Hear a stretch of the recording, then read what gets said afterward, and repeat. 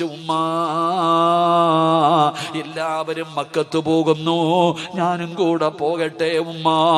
ഉമ്മ പറഞ്ഞു, നിന്നോട് പോകണ്ട എന്നാണ് ഞാൻ പറഞ്ഞത്.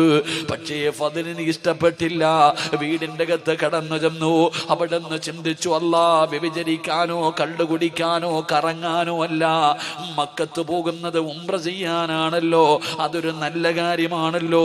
എന്തിനാ ഉമ്മയുടെ അനുവാദം എന്തിനാണ്? ഫദ്ൽ എന്ന് പറയുന്ന ചെറുപ്പക്കാരൻ പെട്ടെന്ന് തന്റെ സാധനങ്ങൾ മുഴുവനും എടുത്ത് വീടിന്റെ വെളിയിലേക്ക് ഇറങ്ങുമ്പോ ഉമ്മ പറഞ്ഞു, മോനെ ഫദ്ലേ, പോകല്ലേടാ മോനെ, മോനെ ഉമ്മാടെ വാക്ക് കേൾക്കാതെ ഇറങ്ങി പോകല്ലേ.